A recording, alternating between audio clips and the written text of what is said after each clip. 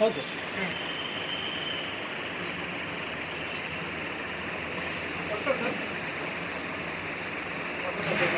उड्डाणपुलाचा एक भाग कचला, स्कूटीवरील 2 मुली बचावल्या.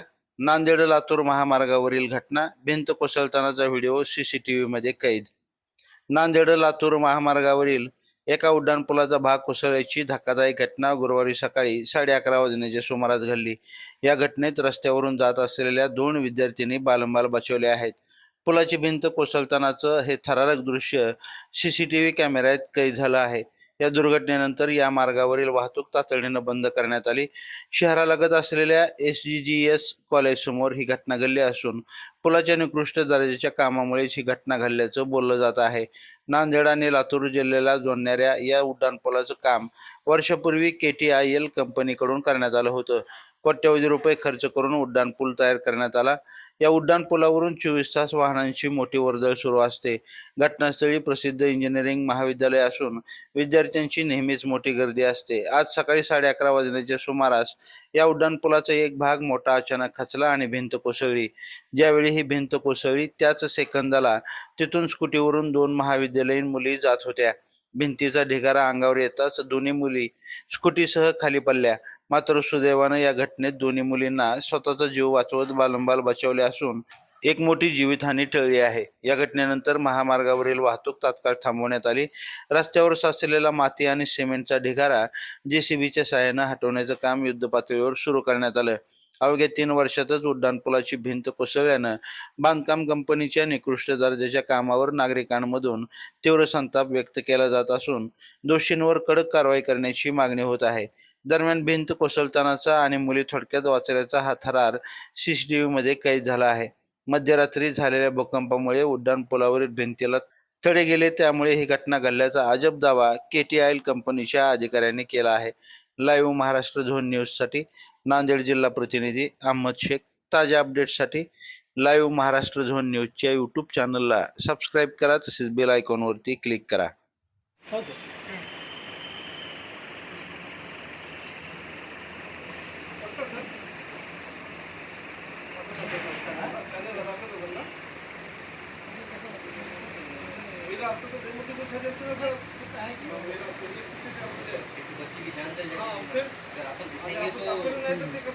नहीं, मुझे एक ने बोला था, मुझे एक ने बताया कि कोई तो बच्ची अंदर चले गए, फिर मैं भागते गया वहाँ पर नजदीक है तो निकालने आया.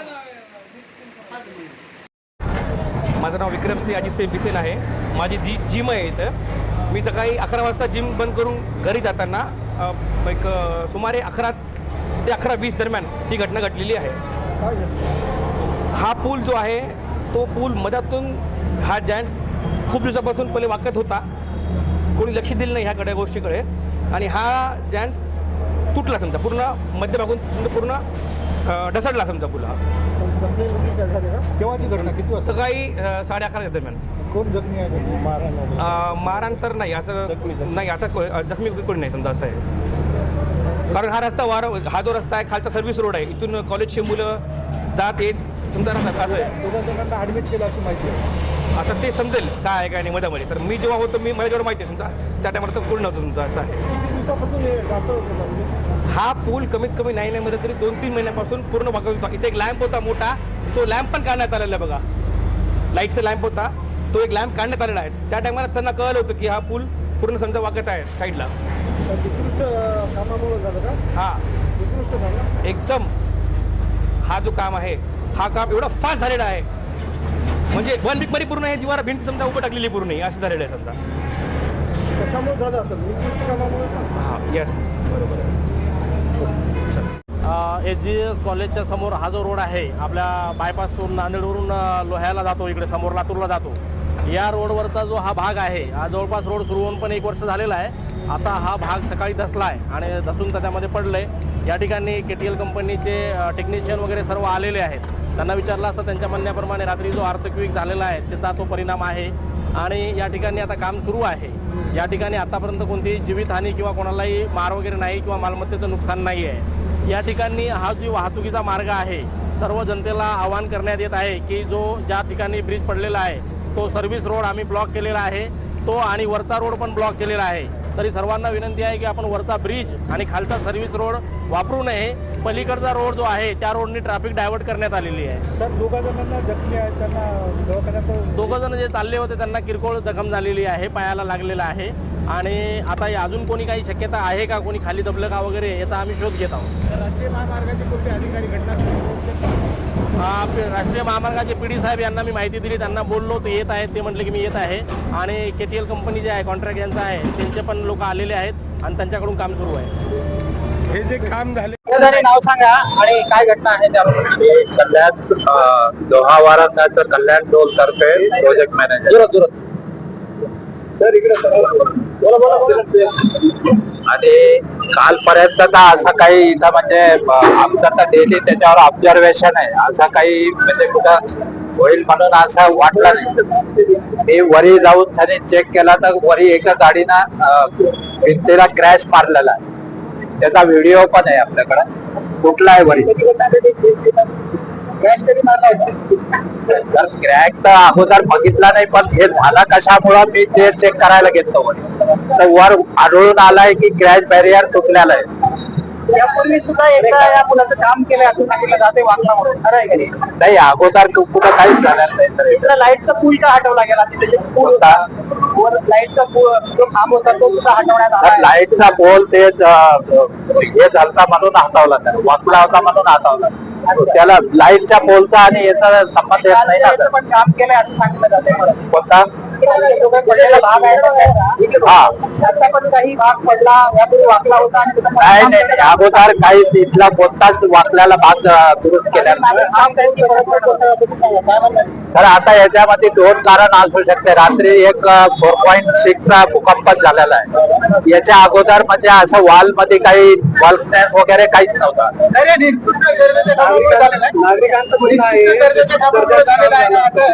तर कामाची दर्जा तर योग्य आहे. कामाच्या दर्जाबद्दल 2 वर्षाला ट्रॅफिक चालू आहे. असं तर नाही आहे की आज काम केलं आणि लगेच हे झालंय. 2 वर्षाला ट्रॅफिक त्याच्यावर चालू आहे. भूकंप एवढा छोटा 4 रिश्टर आहे, एवढा भूकंप नाही ती शक्यता सांगतो मी म्हणजे शक्यता सांगतो. एक साधी वीज सुद्धा जिल्ह्यात कुठं हादरली नाही आणि तुम्ही कोट्यवधी रुपये भूकंपामुळे पडलं म्हणजे एक शक्यता सांगायला होता. म्हणजे हे भूकंपानं पडला असू शकते असं तुम्हाला वाटतं?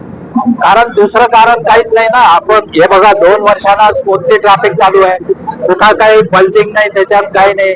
यांचं जे मटेरियल निघलं याची चौकशी होणार आहे का? हे दर्जा आता योग्य आहे किंवा नाही या संदर्भामध्ये? नाही, ते चेक करू शकतो ना. दर्जा चेक करायला काही अडचण नाही. हे काम अजूनही सुरू आहे. बाकी ठिकाणी काय सुरक्षितता लावली जात आहे? नाही पूर्ण टेक्निकल स्पेसिफिकेशन प्रमाणे आपण काम करतो. लेअर बाय लेअर करतो. असं नाही आहे की पूर्ण काळजी घेऊनच करतो. कामावर म्हणजे निरीक्षण करण्याची कोणाची जबाबदारी आहे? तुमच्या कामावर कोण निरीक्षण करतो? तर आमच्या कामावर तर आमचा पुरता स्टाफ असतो आणि कन्सल्टंट पण असतात. राष्ट्रीय महामार्गाचे अधिकारी कोण बघतो? एक इंडिपेंडंट इंजिनियर आहे ना, ते पण चेक करतात ना सर. हे फक्त मी इथं असं हा. जिम्मेदार कोण राहील? या घटनेचा जिम्मेदार कोण? आता याला जिम्मेदार कसं म्हणताय मला सांगा ना. जिम्मेदार कसं म्हणताय? जिम्मेदाराला तुम्ही माघारी टाकता असं वाटतं नाही का? कोणता